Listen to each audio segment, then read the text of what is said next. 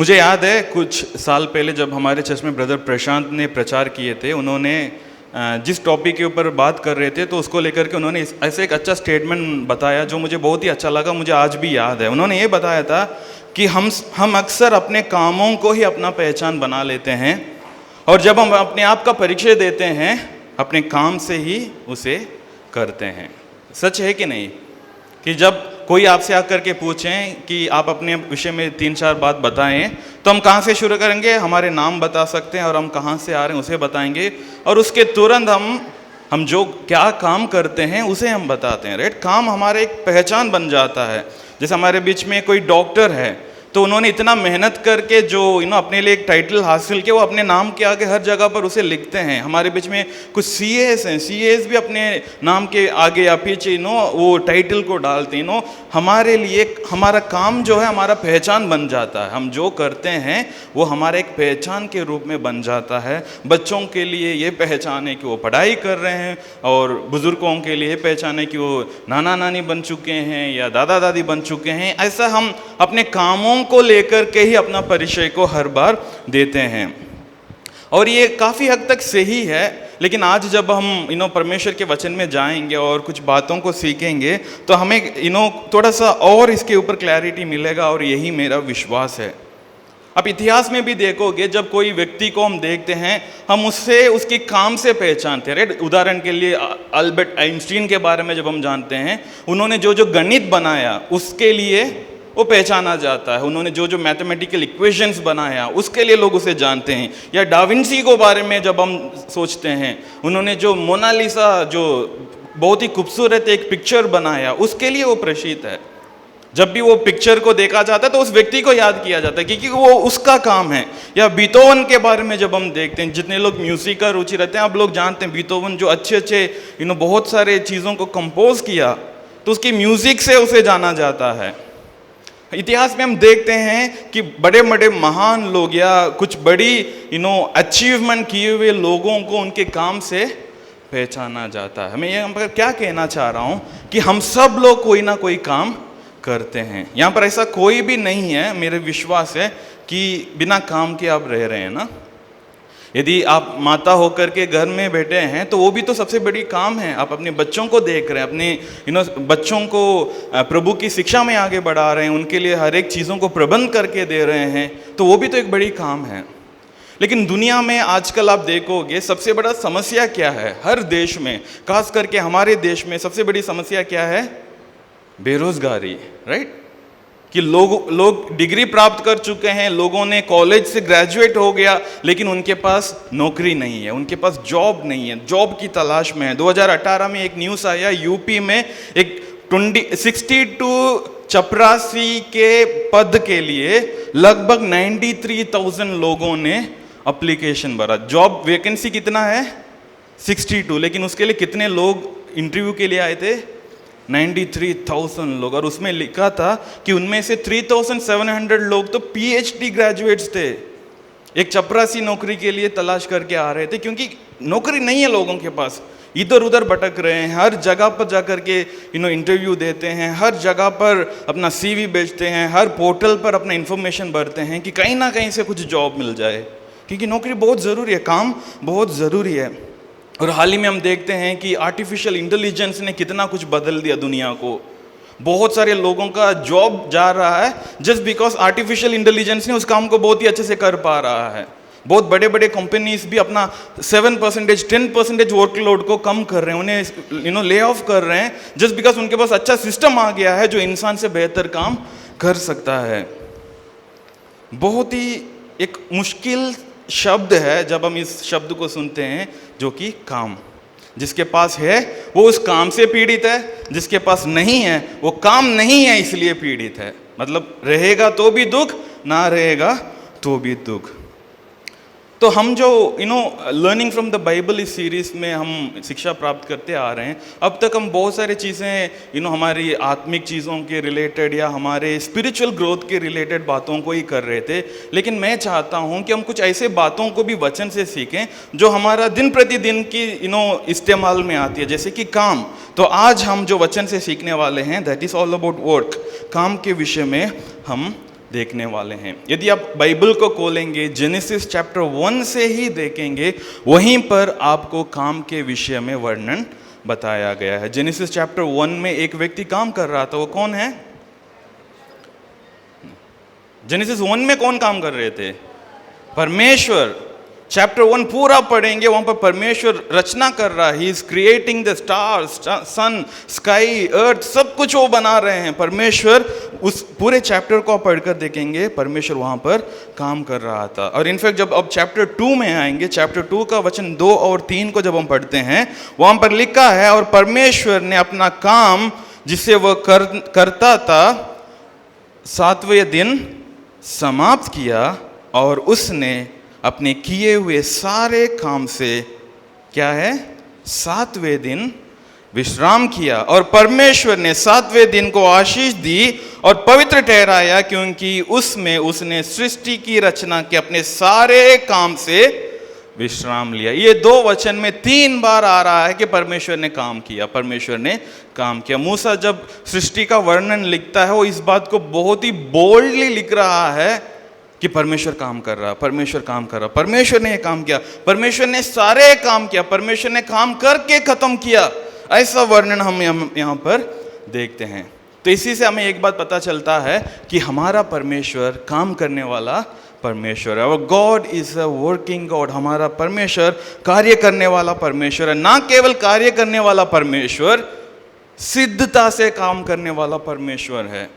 जब हम genesis chapter 1 को दोबारा पढ़ते हैं, वहां पर लिखा है कि परमेश्वर ने जिन जिन बातों की रचना की है, उसे देखकर के परमेश्वर को क्या लगा? ये सब अच्छा, it is all perfect, it is all good. परमेश्वर ने जो भी चीजों को बनाया, उसे देखकर परमेश्वर के मन में यही एक शब्द आया कि ये सब अच्छा है। यानी परमेश्वर सिर्फ काम करने वाला परमेश्वर नहीं है। किस रीति का काम करने वाला परमेश्वर है? वो सही रीति से परफेक्टली काम करने वाला परमेश्वर है। इसलिए दाऊद अपने भजन संगीता 19 का 1 में कहता है, आकाश परमेश्वर की महिमा को वर्णन करता है और आकाश मंडल उसकी हस्तकला को प्रकट कर रहा है। जब आप आकाश की ओर देखेंगे, खास करके रात को जब आप स्टार्स को देखेंगे, उस खूबसूरती को देखेंगे, वो दाऊद कह रहा है कि that is the handiworks of God. वो परमेश्वर की हाथ की कला है कि परमेश्वर ने इतनी खूबसूरत तरीके से उन सब चीजों को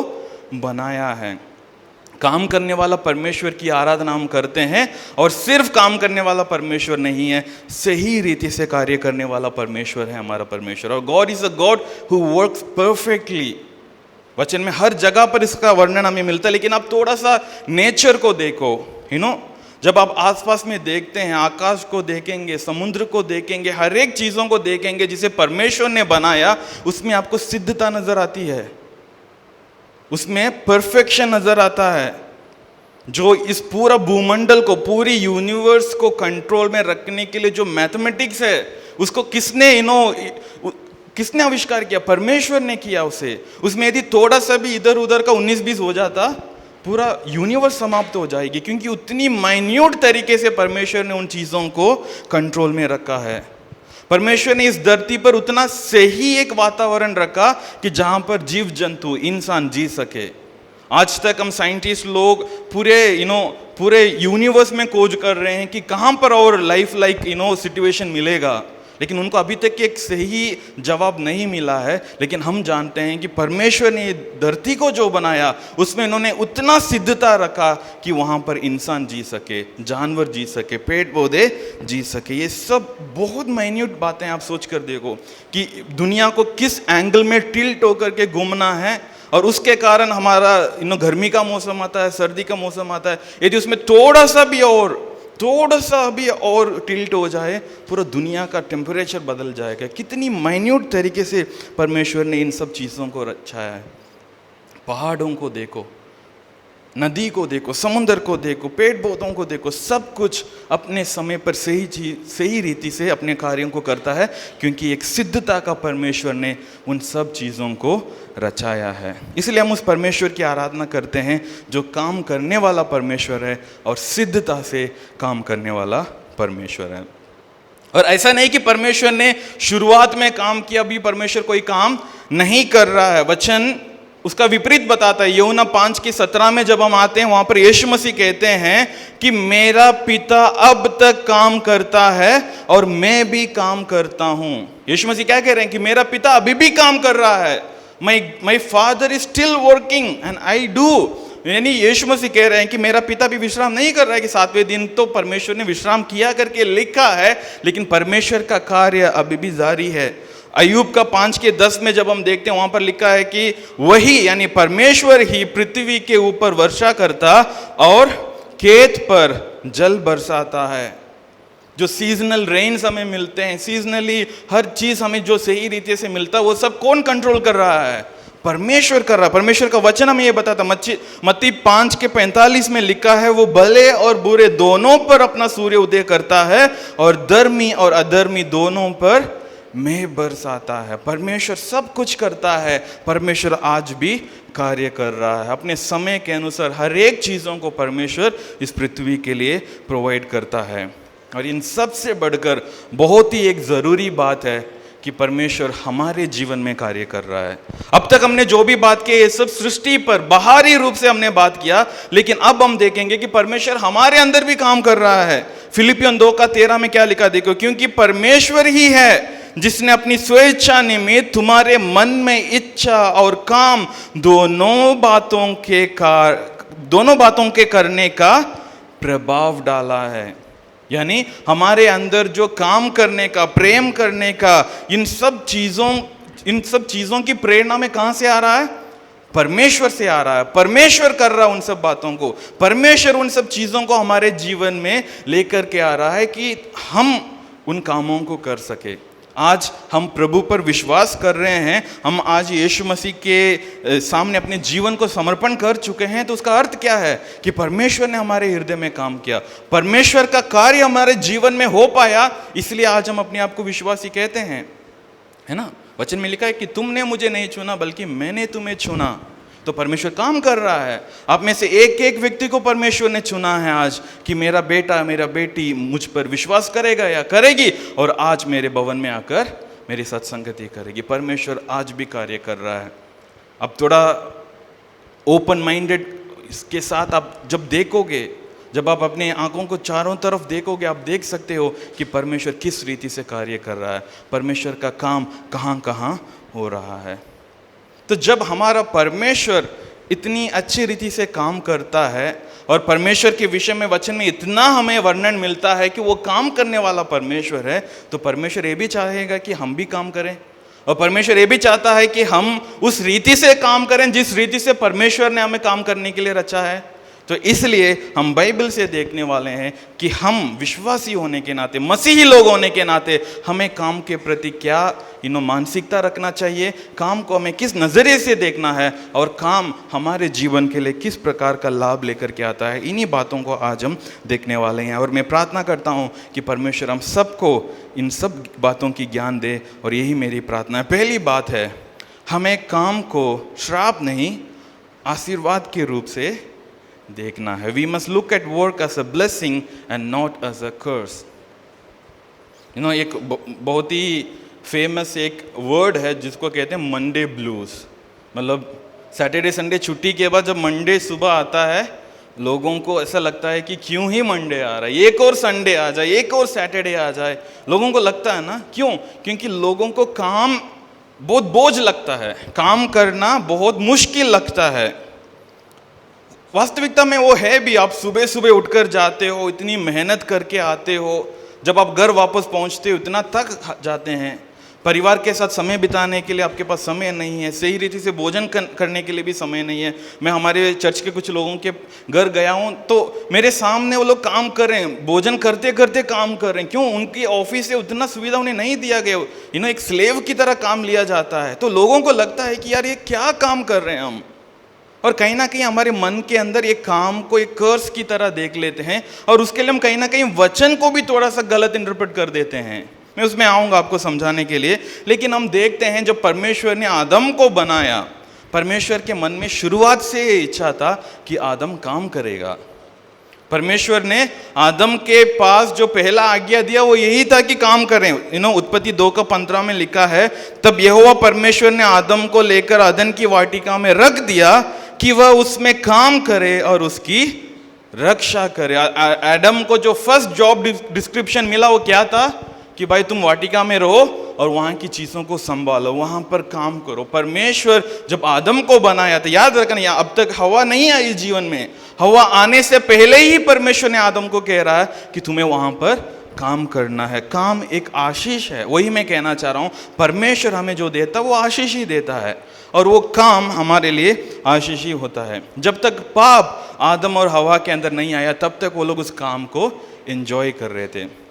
और उसके बाद मैं आपको एक सवाल पूछता हूँ, क्या उन आदम और हवा ने जब पाप किया तो परमेश्वर ने क्या किया? हवा के साथ परमेश्वर ने क्या किया बताइए? श्राप दिया कि तुम्हारी चाइल्ड बर्थ ज़्यादा पेनफुल होगी, वो सब हम जानते हैं। और सरपेंट को परमेश्वर ने क्या श्राप दिया? पेट के बल तुम रेंगते हुए जाओगे और सारी मिट्टी खाते रहोगे। वो आदम को परमेश्वर ने क्या श्राप दिया? और यहीं पर हम लोग ना कई बार थोड़ा सा मिस्टेक कर लेते हैं। हमें लगता है कि परमेश्वर ने आदम के काम को श्राप दिया, लेकिन वचन में क्या लिखा है आप देखिएगा। उत्पत्ति 3:17 से 19 तक जब हम देखते हैं वहां पर क्या लिखा देखिएगा। और आदम से उसने कहा, यानी परमेश्वर ने कहा, तूने जो अपनी पत्नी की बात सुनी और जिस वृक्ष का फल के विषय में मैंने तुझे आज्ञा दी थी कि तू उसे ना खाना, उसको तूने खाया है, इसलिए क्या तेरे कारण श्रापित रहेगी लिखा है। परमेश्वर ये नहीं कह रहा कि तू उसके कारण श्रापित रहेगा। परमेश्वर क्या कह रहा है? भूमि तेरे कारण श्रापित रहेगी। तो ये शब्द से हमें समझने को मिल रहा है कि परमेश्वर का जो कर्स है वो डायरेक्टली आदम के ऊपर नहीं आ रहा है, भूमि के ऊपर आ रहा है। और आगे बढ़ते हैं, तू उसकी उपज जीवन भर दुख के साथ खाया करेगा। यानी तू काम तो करता रहेगा, लेकिन अभी तेरे काम के ऊपर क्या आ रहा है? दुख ऐड हो रहा है। वर्क तो सेम है। यदि तुम एदन की वाटिका में रहोगे वहां पर भी तुम्हें उसी काम को करना था, लेकिन अब जब तुम काम करोगे उसमें तुम्हारे लिए एक ऐड ऑन है। वो क्या है? दुख। थोड़ा सा आगे जब जाएंगे उसमें लिखा है, वचन 19 में लिखा है, और अपने माते के पसीने की रोटी खाया करेगा। जब तुम काम करोगे तुम्हें मेहनत करना पड़ेगा, तब जाके तुम्हें खाने को कुछ मिलेगा। और यही मतलब परमेश्वर ने काम को कुछ बदला नहीं, काम के साथ परमेश्वर ने कुछ चीजों को ऐड किया जो इंसान के लिए दुख है।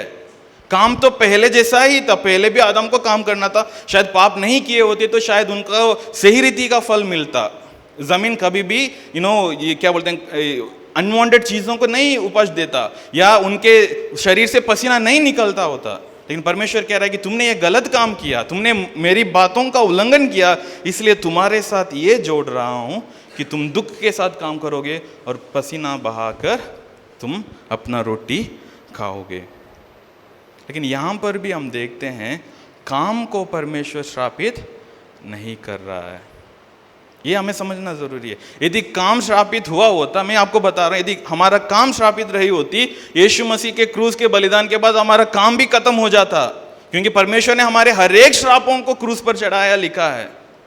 तो यदि हमारा वर्क हमारे लिए कर्स था तो यीशु मसीह पर विश्वास करने के द्वारा हम सबका नौकरी भी जानी चाहिए थी। नहीं, job is a blessing, but वो जॉब के साथ जो पेन हमें मिल रहा है वो आदम का किया कर्म है। उन्होंने जो गलत किया उसके लिए परमेश्वर जो उसमें ऐड करा। तो इसे हमें समझना चाहिए। कई बार हमें लगता है कि हम क्या ही काम कर रहे हैं। पिछले हफ्ते हमारे चर्च के किसी एक फैमिली के साथ मैं बात कर रहा था, उन्होंने बताया था कि उनकी बेटी के साथ उनके ऑफिस में क्या चल रहा है।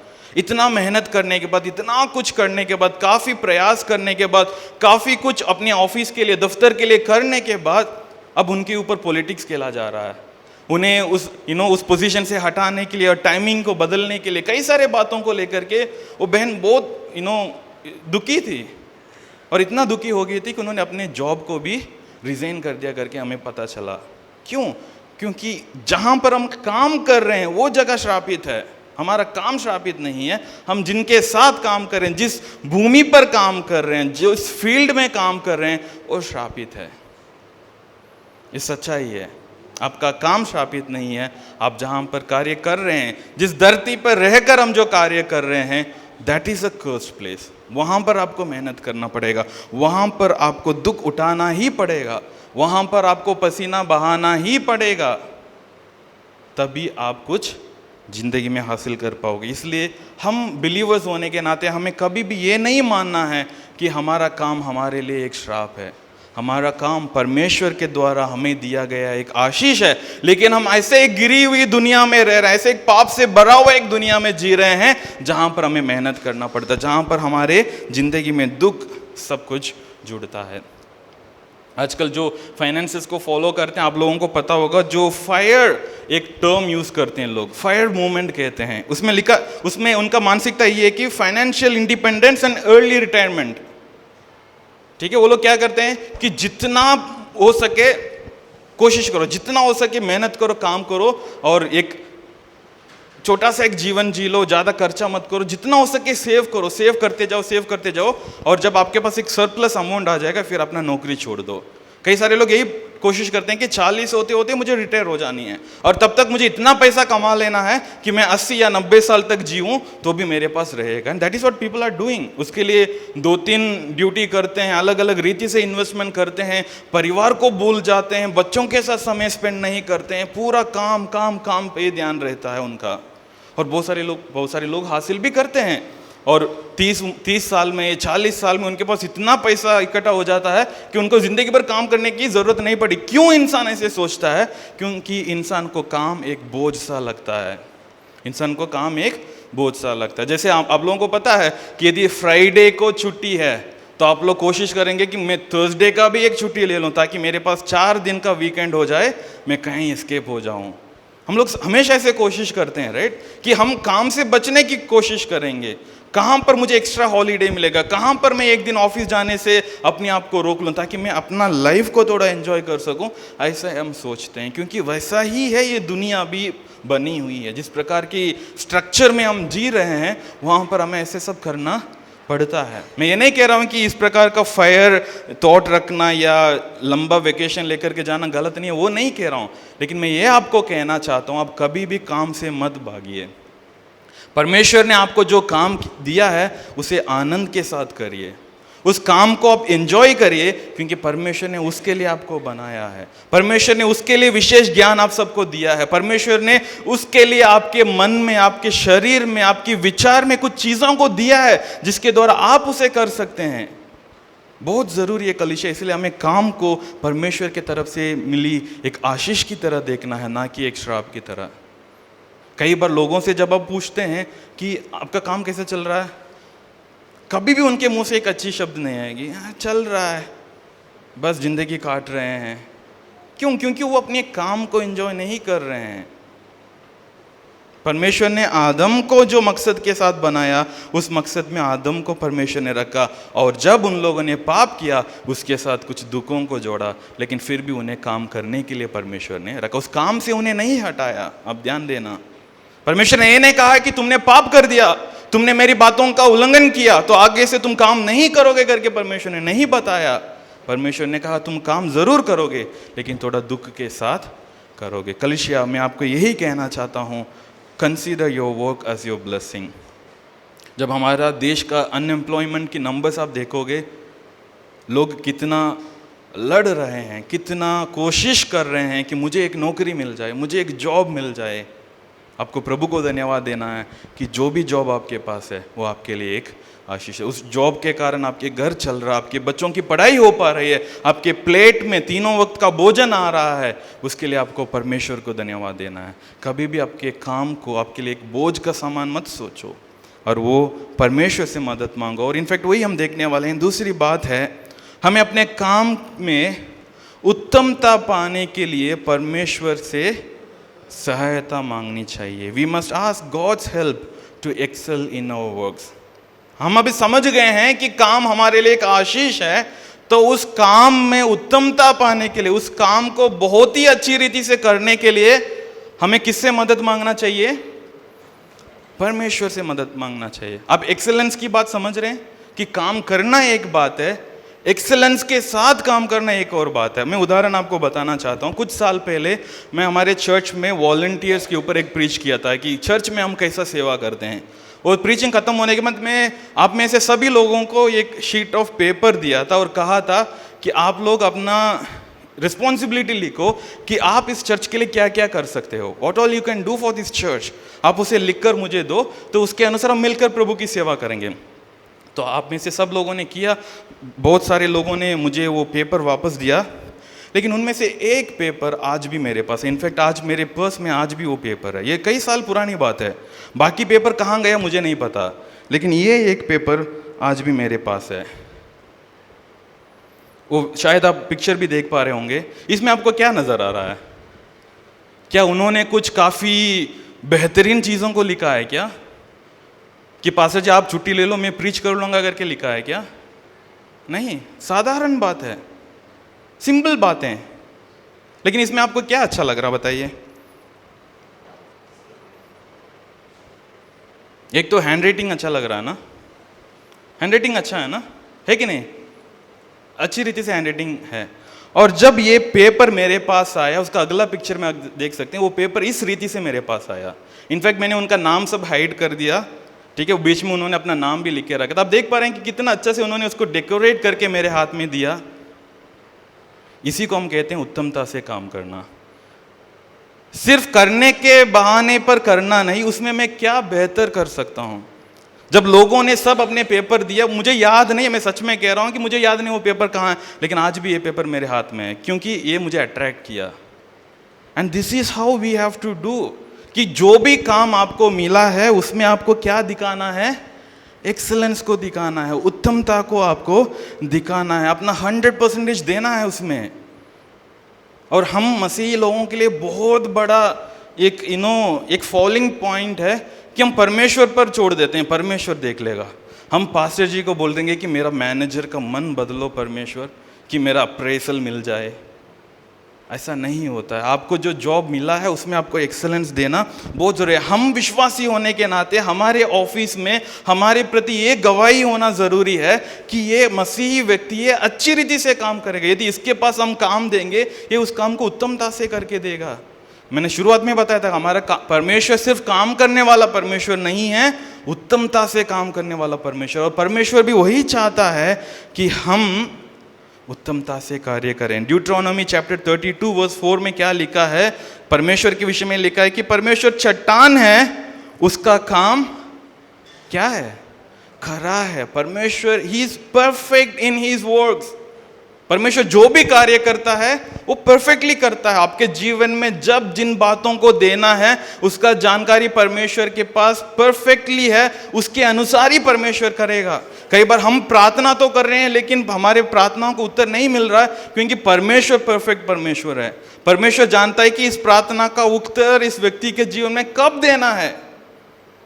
परमेश्वर अपनी उत्तमता के साथ खिलवाड़ नहीं करेगा। हमें अपने कामों में उत्तमता से कार्य करना जरूरी है। कुलुसियों का पत्री 3:23 में क्या लिखा है देखिए। कोलोसियंस 3:23 में लिखा है, जो कुछ तुम करते हो आधे अधूरे मन से करो। लिखा है क्या? लिखा है तन मन से करो, ये समझकर कि मनुष्यों के लिए नहीं परंतु प्रभु के लिए करते हो। पौलुस ऐसे क्यों कह रहा है? पौलुस ये चाहता है कि हम अपने जीवन में जो भी जॉब करते हैं, मंडे सुबह, कल सुबह आप जाओगे ऑफिस, वहां पर आप जो कंप्यूटर खोलोगे, जो फाइल पर काम करोगे, पौलुस कह रहा है कि ऐसा सोच कर करो कि आप परमेश्वर के लिए कर रहे हो, किसी मनुष्य के लिए नहीं कर रहे हो। सिर्फ महीने के अंत में आपके पास सैलरी आ जाए उसके लिए नहीं कर रहे हो। You are doing it for the Lord. आप परमेश्वर के लिए कर रहे हो। हर प्रकार के काम में आप एक्सेलेंस प्राप्त कर सकते हो। ऐसा कोई भी काम दुनिया में नहीं है जिसमें एक्सेलेंस का कोई स्कोप नहीं है, ऐसा हम नहीं कह सकते हैं। हर एक काम में आपको एक्सेलेंस प्राप्त करना है। छोटी उम्र से शुरू करते हैं। बच्चों का काम क्या है? पढ़ाई करना। तो बच्चों को उसमें एक्सेलेंस करना है, उसमें और मेहनत करना है, अच्छे से पढ़ना है। वो उनका सेवका है, उनका काम है वो। यदि बच्चे अच्छी रीति से उसमें मेहनत नहीं करेंगे और उनका भविष्य उस रीति से बनेगा फिर। इसलिए परमेश्वर कह रहा है कि हर एक चीज़ों को उत्तमता से करो। यदि आप आईटी सेक्टर में काम करें और आपके मैनेजर ने आपसे मांगा कि इसका रिपोर्ट दो, इस महीने का रिपोर्ट दो, अब किस प्रकार का रिपोर्ट प्रोड्यूस करके देते हैं उन्हें? क्या मैनेजर इंप्रेस्ड होता है उसमें? क्या आप उसमें 5 मिनट का एक्स्ट्रा एफर्ट लगाते हो कि मुझे इसमें और अच्छा करना है, इसमें मैं और क्या बेहतर कर सकूं कि मेरा मैनेजर को अच्छा लगे? क्यों? वचन में लिखा है, जो भी करते हो मनुष्य के लिए नहीं, परमेश्वर के लिए करो। परमेश्वर के लिए उत्तम से उत्तम चीज़ों को देना। परमेश्वर इजरायली लोगों को जब ऑफरिंग के विषय में शिक्षा दे रहा था, परमेश्वर ने यही कहा, जो भी जानवर लेकर आओगे वो जानवर कैसा होना चाहिए? उसमें कोई भी ब्लमिश नहीं होना चाहिए, उसमें कोई भी बीमारी नहीं होनी चाहिए। जो सबसे बेस्ट है उसको देना चाहिए। आप अपने काम में देखो कि क्या आप उस रीति से करते हो। आप में से यदि कोई कुक है, क्या आप कर सकते हो कि आपकी रेसिपीज और बेहतरीन हो सके, लोगों को और पसंद आ सके? आप यदि वो एक टीचर हो, अब सोच कर देखो कि आप ऐसे क्या कर सकते हो कि आपके बच्चों को और बातें अच्छे से समझ में आ जाए। यही नहीं सोचना नहीं मेरे बच्चे नहीं है तो क्या है, पढ़े या ना पढ़े मुझे क्या उससे, ऐसे नहीं सोचना हमें। उनकी जिम्मेदारी परमेश्वर ने हमें दिया है तो हमें उसमें एक्सीलेंस दिखाना है। जो अकाउंट्स देखते हैं, आपको क्या करना है? आपको और बेहतर करने की कोशिश करना है कि सारे नंबर सही हो, वहाँ पर कोई घोटाला नहीं है, इसे आपको कंफर्म करना है। That is what you are called to do. परमेश्वर हर एक काम में एक्सीलेंस चाहता है। जो भी काम आप करते हो, जो भी काम, यदि आप एक माँ है, घर बैठे अपने बच्चों को देख रहे हैं, उसमें आप एक्सेलेंस क्या कर सकते हैं? प्यार करो अपने बच्चों को, और प्यार करो आपके बच्चों को, और हेल्प करो कि वो बच्चे प्रभु में बढ़ सके। That is what you are called to do. वही एक्सेलेंस है। जो भी करते हो पूरा तन मन से करो, ये समझ कर करो कि आप मनुष्य के लिए नहीं कर रहे हैं परंतु परमेश्वर के लिए कर रहे हैं। कलिसिया, मैं चाहता हूं कि हमारे चर्च के जितने भी लोग जो काम करते हैं, हमें उस एक्सेलेंस में आगे बढ़ना है। जब निर्गमन की पुस्तक चैप्टर 31 में आते हैं, वहाँ पर परमेश्वर 2 पुरुषों का नाम लेता है और उनके विषय में बताता है। दोनों पुरुषों का नाम है बेजलेल और होलियाब। इन दोनों का काम क्या था कि परमेश्वर का जो तंबू बनने वाला था, उसमें जो जो डेकोरेटिव काम से, जो पीतल का काम, सोने का काम और चांदी का काम, इन सब चीज़ों को करने के लिए वचन में लिखा है कि मैंने उन्हें विशेष आज्ञा दिया है और मैंने उन्हें एक विशेष बुद्धि भी देता हूं कि वे उस काम को अच्छे से करे। परमेश्वर अपने लिए एक भवन बना रहा था और परमेश्वर चाह रहा था ऐसा कोई काम चलाओ आदमियों से मेरा काम नहीं होगा। लिखा है, मैं उसको परमेश्वर की आत्मा से जो बुद्धि, प्रवीणता, ज्ञान और सब प्रकार के कार्यों की समझ देने वाला आत्मा परिपूर्ण करता हूं। लिखा है, यानी परमेश्वर जब इन 2 पुरुषों को तैयार किया और परमेश्वर के टैबरनेकल बनाने के लिए, परमेश्वर पहले उन्हें एक्सीलेंस से अभिषेक किया कि तुम जो भी करोगे उसमें बेहतर करोगे। आज परमेश्वर हमें भी इसी अभिषेक से भर सकता है यदि हम मांगेंगे कि Lord make me a perfect and a good employ. जहाँ पर भी मैं कार्य करता हूँ वहाँ पर आपको एक्सेलेंस के साथ कार्य करना। और एक और बात मैं आपको बताना चाहता हूँ, एक्सेलेंस का मतलब ये है कि आप ईमानदारी से काम करोगे। आपका काम बहुत अच्छा है लेकिन आप आपके काम में बेईमानी करोगे तो वो एक्सेलेंस गिना नहीं जाएगा। मैं ऐसे लोगों के साथ काम किया हूँ जो 200 रुपया का पेट्रोल डालते हैं लेकिन 500 रुपया का बिल जमा करते हैं। मैं ऐसे ऑफिसेस में काम किया हूँ जहाँ पर इतना नकली बिल दिया जाता है कि ऑफिस से पैसा लिया जा सके। काम तो अच्छा करते हैं, जो जो ऑफिस का काम दिया गया है सब कुछ बेहतर कर देते हैं, लेकिन ऑनेस्टी नहीं है, ईमानदारी नहीं है। नीति वचन 11:1 में परमेश्वर क्या कहता है? छल के तराजू से यहोवा घृणा करता है, उससे परमेश्वर नफरत करता है। जहां पर हमें ईमानदारी से काम करना है वहां पर यदि हम ईमानदारी नहीं दिखाएंगे, परमेश्वर उसे हेट करता है। लिखा है कैसा है कि हम परमेश्वर के लिए बहुत कुछ बनाकर ले जा रहे हैं और परमेश्वर उसे फेंक दे रहा है कि ये मेरे लायक काम नहीं है। आप आपके काम में ईमानदारी से करते हैं? स्पेशली जिन दिनों में आपको वर्क फ्रॉम होम मिलता है, आप लॉग इन कर देते हैं, क्या आप काम करते हैं? आपको जो चीज़ों को फुलफिल करना होता है by the end of the day, आपको जिन जिन चीज़ों को ख़त्म करना होता है, क्या आप उन चीज़ों को करते हैं? हमें सोचना बहुत ज़रूरी है। यदि आपको आपके ऑफिस में रीइंबर्समेंट करना है, कितने ईमानदारी के साथ करते हैं? कितने ईमानदारी के साथ देते हैं कि आज मुझे इतना ही खर्चा हुआ, इतने का ही बिल है, I just need that much of amount only. कहीं पर भी शॉर्टकट मत ढूंढिए। उत्तमता से काम करने का अर्थ ये भी है ईमानदारी से कार्य करना। जब मैं सत्संग के चर्च में वॉलंटियर के रूप में काम करता था तो हमारे पास्टर जॉय हमें वॉलंटियर्स के लिए जो क्लास लेते थे उसमें बार बार एक स्टेटमेंट वो बताते थे। वो क्या है? हाथ की कलाकारी, दिल की वफादारी। एक सही काम करने वाला इंसान के पास ये दोनों होना ज़रूरी है। आप नोट करके रख दीजिएगा। हाथ की कलाकारी भी होना चाहिए, यानी आपको आपके काम को परफेक्शन के साथ करना है, लेकिन दिल से वफादारी भी होना चाहिए। यदि दिल में वफादारी नहीं है लेकिन हाथ की कलाकारी है, उससे कोई फ़ायदा नहीं है। आप मन में बहुत कुछ सही है लेकिन हाथ से आप सही से नहीं कर रहे हैं, वो भी उपयोगी नहीं है। परमेश्वर दोनों को चाहता है, तभी हमारा काम एक ईमानदारी से की जाने वाला काम माना जाए। कितने लोगों को समझ में आ रहा है? कितने लोग इसे अपने कामों के साथ रिलेट कर पा रहे हैं कि जो मैं मंडे टू फ्राइडे काम करता हूँ उसमें मैं इसे लागू कर सकता हूँ करके कितने लोग कह सकते हैं? कितने लोगों को ये समझ में आ रहा है कि मेरा काम इन चीज़ों को फॉलो करने के द्वारा बेहतर हो सकती है? ये एक बात याद रखना कलिसिया, इंसान बाहरी रूप को देखता है और परमेश्वर हृदयों को जानता है। एक सच्ची घटना है, मेरे होम टाउन में हुआ था। एक व्यक्ति जो सरकारी नौकरी करता है, ऐसा नौकरी है जहाँ पर बहुत मिलता है, ब्राइब बहुत मिलता है। उनके साथ जितने भी लोग काम करते हैं सब लोग अपने लिए बड़े बड़े बंगलो बना दिए, अच्छे अच्छे गाड़ियाँ खरीद ली। क्यों? क्योंकि सब अंडर द टेबल डील करते हैं। लेकिन ये व्यक्ति मसीह पर विश्वास करने के कारण ऐसा कोई भी काम नहीं किया। ईमानदारी से जो उनको बनता है उतना ही लेता था, उतना ही काम करता था। तो इनके घर पे जो लड़का था, इनका बेटा जो था, ये जब बड़ा होते आ रहा, जवान बना, तो वो इन चीज़ों को देख रहा है।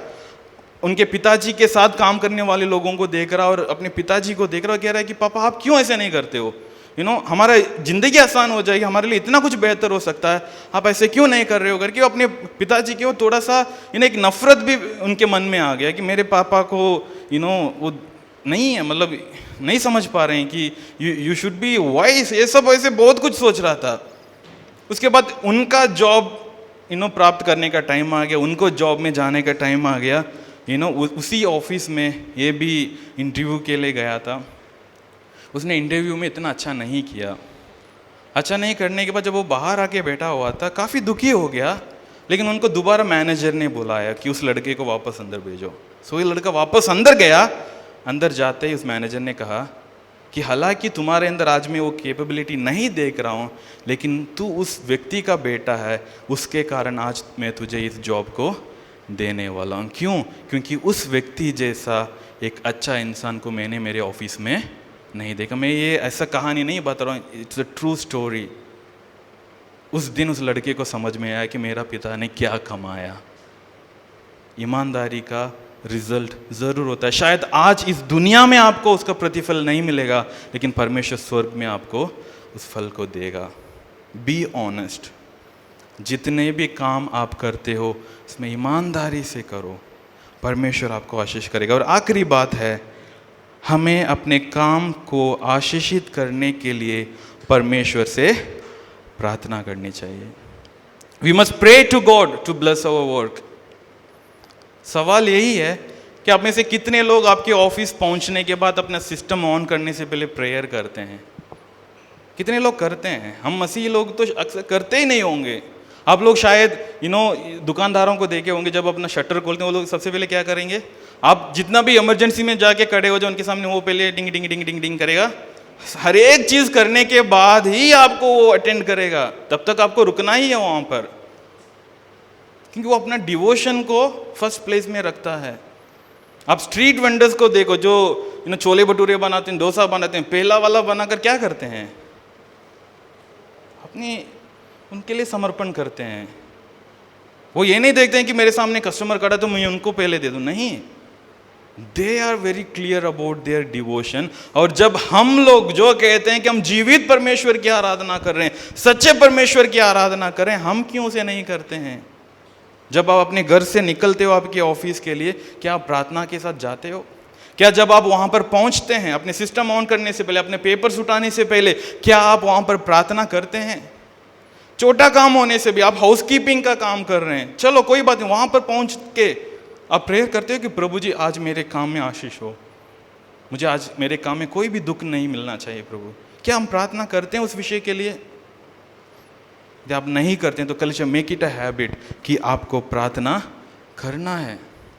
हर एक काम शुरू करने से पहले आपको परमेश्वर के सम्मुख में उसकी आशीष के लिए प्रार्थना करना जरूरी है। स्टडी कर रहे हो, बुक खोलने से पहले प्रेयर करो कि प्रभु मैं जो भी अध्ययन करने वाला हूँ उसे मुझे समझने के लिए मदद कर।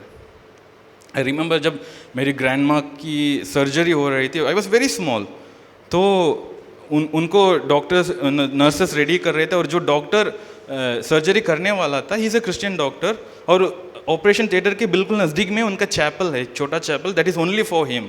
वो सर्जरी करने से पहले वहाँ जाकर वो घुटने में खड़े होकर के लगभग 5 मिनट उसने प्रार्थना किया, और उसके बाद सर्जरी रूम के अंदर गया। आई वॉज लाइक, मैं उस छोटी उम्र में देख के मैं इतना मुझे अच्छा लगा कि this is how a person should be. हर एक काम करने से पहले परमेश्वर के पास जाओ, परमेश्वर से प्रार्थना करो कि प्रभु तू मेरे काम को आशीषित कर। भजन संगीता 127 का एक हम सब जानते हैं, यदि घर को यहोवा ना बनाए तो उसके बनाने वाले का परिश्रम व्यर्थ है। आप जितना भी कोशिश कर लो लेकिन उसमें परमेश्वर की आशीष नहीं है तो आपको उसमें कोई आशीष नहीं मिलेगी। जितना भी कोशिश कर लो, हाथ पैर मार लो। और यहाँ पर मैं कुछ बातों आपको बताना चाहता हूँ, कुछ बातों को मैं आप यहाँ पर बताऊँगा, शायद आप में से कुछ लोगों को सुनने में अजीब सा लगेगा, लेकिन यही सच्चाई है कि आप परमेश्वर के सिवाय अपने काम में कुछ भी बेहतर नहीं कर पाओ। आप यदि ये सोच लेंगे कि मेरे पास ज्ञान है, मेरे पास डिग्री है, मेरे पास एक्सपीरियंस है, उससे मैं कर लूँगा, उससे मैं ज़िंदगी में कुछ हासिल कर लूँगा, यदि ऐसा आपके मन में विचार है, आप गलत हैं। कई बार मैंने ऐसे लोगों को देखा जो परमेश्वर के लिए समय देते ही नहीं, जो संगति में आना है उसके बारे में वो सोचते ही नहीं, काम कर रहे हैं, लगातार कर रहे हैं, जिंदगी में असफलता ही वो देख रहे हैं। मैं बता सकता हूँ, ऐसे सबके साथ हुआ। पिछले दिनों में मैं किसी के साथ मैं अपना गवाही शेयर कर रहा था, उसमें भी मैंने यही बताया था कि मुझे लगा कि मैं अपने दम पर कुछ कर सकता हूँ, तो परमेश्वर ने मुझे वहाँ पर थोड़ा, परमेश्वर ने मुझे समझाया कि मेरे सिवाय तुम कुछ और नहीं कर सकते हो। आपको आपके काम में, आपके परिवार में, आपकी फाइनेंसेस में ब्लेसिंग चाहिए तो आप परमेश्वर के पास ही आप उसे ले सकते हो। उसके सिवाय, उसके अलावा आप कहीं पर भी जितना भी कोशिश कर लो। मैं हर बार इसको कहता हूँ ना कि आपके बच्चों का मंडे को एग्ज़ाम में बोलकर उसे संडे घर में बिठाकर पढ़ाई करने मत दो। ये 10 से 12 बजे के बीच में, ये 2 घंटों में वो ऐसा कुछ नहीं पढ़ पाएंगे। उन्हें परमेश्वर के पास लेकर आओ, उन्हें उस रीति से आगे बढ़ाओ कि मुझे परमेश्वर के पास पहले जाना है, कि मैं परमेश्वर के सम्मुख में यदि 2 आवर्स स्पेंड करूंगा तो परमेश्वर मुझे इतना ज्ञान देगा कि मैं अपने एग्जाम में पास हो सकता हूँ। आपके बच्चे के पास पूरे साल का समय तो होता है, क्यों प्रिपेयर नहीं किया? आज जा कर के प्रिपेयर करना है। मेक श्योर पेरेंट्स, ये आपको सिखाना है, परमेश्वर के पास आना ज़रूरी। हाँ, अक्सर कई बार ऐसा होता है कि आपको कुछ अनअवॉइडेबल सर्कमस्टेंसेस की वजह से आप संडे को मिस करना पड़ सकता है, कुछ भी हो सकता है, वो तो परमेश्वर समझता है। बट उसको एक आदत मत बनाओ, उसको एक रूटीन मत बनाओ कि चलता है यार कोई बात नहीं, हम पास्टर को एक टेक्स्ट कर लेंगे, पास्टर जी आज हम यहाँ हैं या वहाँ हैं, कोई बात नहीं। ऐसा नहीं होता है। आप अपने बच्चों के जीवन में आशीष चाहते हैं तो परमेश्वर को प्राथमिकता दें, प्रार्थना करना सिखाएं। हर एक काम करने से पहले प्रार्थना करें, हर एक चीज़ करने से पहले आप प्रार्थना करें। परमेश्वर ने पुराने नियम में लोगों को वही सिखाया था कि 6 दिन काम करो और 7वें दिन विश्राम करो। और वही बात जब नया नियम में ट्रांसलेट होकर के आता, वहाँ पर लिखा है कि लोग हफ्ते में एक बार मिलते थे, संगति करते थे, परमेश्वर की महिमा करते थे, बाकी दिन काम करने जाते थे। उनका जीवन आशीषित होता है, हो रहा है। आज यदि आपके जीवन में आप जितना भी मेहनत कर रहे हैं लेकिन फिर भी आपको कोई फल नहीं नज़र आ रहा है, इस बात को करके देखो, इसे करके कोशिश करो, प्रार्थना करो और परमेश्वर को प्राथमिक जगह दो। परमेश्वर आपको ज़रूर आशीष करेगा। यूहन्ना 15:5 हम सब जानते हैं, यीशु मसीह कहते हैं कि मैं दाखलता हूँ, तुम डालियाँ हो, जो मुझ में बना रहेगा और मैं उसमें, वह बहुत फल फलेगा, क्योंकि मुझसे अलग होकर तुम कुछ भी नहीं कर सकते। मुझसे अलग होकर तुम कुछ भी नहीं कर सकते। यीशु मसीह से अलग होकर के हम कुछ भी नहीं कर सकते। कलीसिया, परमेश्वर के पास आओ। ऐसे ऐसे मुश्किल परिस्थितियों से परमेश्वर आपको बचाएगा यदि आप परमेश्वर को प्राथमिकता देंगे। आपको जो बहुत ही मुश्किल सा जो काम लग रहा है अभी, वहाँ पर परमेश्वर आपके लिए सही मार्ग खोलेगा यदि आप परमेश्वर को प्राथमिकता दें। एक और वचन आप देखते हैं, भजन संहिता 90 के 17 में लिखा है, हमारे परमेश्वर यहोवा की मनोहरता हम पर प्रकट हो, तू हमारे हाथों का काम हमारे लिए दृढ़ कर, हमारे हाथों के काम को दृढ़ कर। यहाँ पर दाऊद इस रीति से उस प्रार्थना को समाप्त कर रहा है कि प्रभु जी, हम जो भी करते हैं ना, उसे तू एस्टैब्लिश कर। मैं जो भी करता हूं प्रभु आपके नाम से एस्टैब्लिश्ड होने पाए। परमेश्वर ने वही कहा, यीशु मसीह ने वही कहा, मुझे छोड़कर तुम कुछ भी नहीं कर सकते। आज आप इस मुकाम में हैं तो उसके लिए परमेश्वर ने आपको योग्य बनाया है। और यहाँ से जो आप ऊपर उठोगे उसके लिए भी कौन मार्ग खोलेगा? परमेश्वर मार्ग खोलेगा, परमेश्वर उन रास्तों को खोलेगा। इसलिए कलीसिया, आपको सिर्फ और सिर्फ परमेश्वर पर भरोसा रखना है। 3 बातें हमने देखा। सबसे पहली बात है कि हमारे मन में जो काम के प्रति जो मिसअंडरस्टैंडिंग है कि काम हमारे लिए एक बोझ है या एक कर्ज है, उसे हमारे मन से हटाना है। Be happy for what job that you have in your life. आपके ज़िंदगी में जो भी काम है उसको लेकर के आप आनंदित रहो, उसके लिए परमेश्वर को धन्यवाद दो और उस काम में उत्तमता में आगे बढ़ने के लिए परमेश्वर की मदद मांगो। और उत्तमता का अर्थ ये भी है कि आप ईमानदारी से उन कामों को करोगे। और तीसरी और आखिरी बात हमने यही देखा था कि आपके काम में परमेश्वर की आशीष पाने के लिए प्रार्थना करो। आपके निजी जीवन में, पर्सनल लाइफ में, फैमिली लाइफ में, let prayer be an instrument, कि जहाँ पर आप प्रार्थना में आपके काम को लेकर के जा रहे हो, आपके काम को वहाँ पर परमेश्वर के सम्मुख में रख के कहते हो कि प्रभु जी, ये मेरा काम है, ये मेरा बिजनेस है, ये मेरे व्यापार है, ये मेरा ऑफिस है, ये मेरा वॉट एवर चीज़ है, उसे प्रभु जी आप मदद करना, उसमें आपकी आशीष हो, मैं प्रार्थना करता हूँ। ये हमारे मन में होना है कलीसिया, यही हमारे लिए आशीष को लेकर के आता है। एक और बात, आखिरी बात मैं आपको बताता हूँ। जब आप यीशु मसीह का जीवन को देखते हैं, यीशु मसीह इस धरती पर एक काम करने के लिए आए थे, है कि नहीं? यीशु मसीह एक मकसद के साथ इस दुनिया में आए।